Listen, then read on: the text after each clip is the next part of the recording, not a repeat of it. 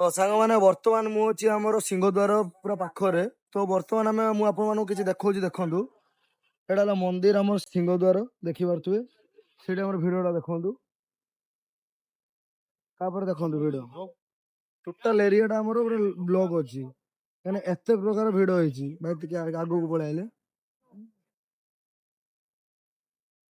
ତ ଭାଇ ଦେଖିକି ଜାଣିପାରୁଥିବେ ଏଇଟା ଆମର ଟାଇମ ଆପଣଙ୍କୁ କେତେଟା ହେଇଛି। ଭାଇ ଗୁଗୁଲ ଟାଇମ ଟା ଦେଖେଇଲ, ଦେଖିପାରୁଥିବେ 12ଟା ମାନେ 11:50, ମାନେ 12ଟା ପାଖାପାଖି ରାତିରେ।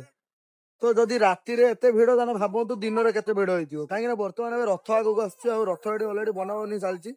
ତ ଯେହେତୁ ଆମର ଏତେ ଭିଡ ହେଇଛି, ତ ଲୋକଙ୍କୁ ରୁମ ବି ମିଳୁନାହିଁ। ତ ସେଥିପାଇଁ ଲୋକ କଣ ଶୋଉଛନ୍ତି ଦେଖନ୍ତୁ। ପୁରା ଏଇଠି ଆମର ଯୋଉଟା ଆମର ରହୁଛି ସିଂହଦ୍ୱାର ପାଖାପାଖି, ଏଇଠି ଯୋଉ ବାଉଣ୍ଡ୍ରିଟା ରହିଛି, ସେ ବାଉଣ୍ଡ୍ରିରେ ଲୋକମାନେ ରହୁଛନ୍ତି, ଦେଖିପାରୁଥିବେ। ତ ଏଇଠି ବି ଦେଖିପାରୁଥିବେ ବହୁତ ସାରା ଲୋକ ଏଇଠି ଶୋଇଛନ୍ତି। କାହିଁକି ନା ବର୍ତ୍ତମାନ ଟାଇମରେ ଯୋଉ ଆମର ଏତେ ଲୋକ ଆସୁଛନ୍ତି, ଯୋଉଟା କି ଆମର ପୁରୀରେ ବହୁତ ରୁମ ଗୁଡିକ ସବୁ ରେଣ୍ଟ ଗୁଡିକ ବଢେଇ ଦେଇଛନ୍ତି। ସେଥିପାଇଁ ଆମର ରୁମ ରେ ମିଳିବା ଏଠି ଆଭେଲେବୁଲ ହୋଇପାରୁନି। ଆଉ ସମସ୍ତଙ୍କ ପାଇଁ ବଜେଟ ଅନୁସାରେ ଏତେ ରୁମ କିଣିବା ଠିକ ସମ୍ଭବ ହେଇନଥାଏ। ତ ସେଥିପାଇଁ ଲୋକ ପୁରା ଭଗବାନଙ୍କୁ ଦର୍ଶନ କରିବା ପାଇଁ ଆସୁଛନ୍ତି, ଆଉ ଭଗବାନଙ୍କ ବାଉଣ୍ଡ୍ରି ହିଁ ଏଠି ଶୋଉଛନ୍ତି। ତ ଦେଖିପାରୁଥିବେ। ତ ଚାଲନ୍ତୁ ଦେଖା ହବ ନେକ୍ସଟ ବ୍ଲଗରେ।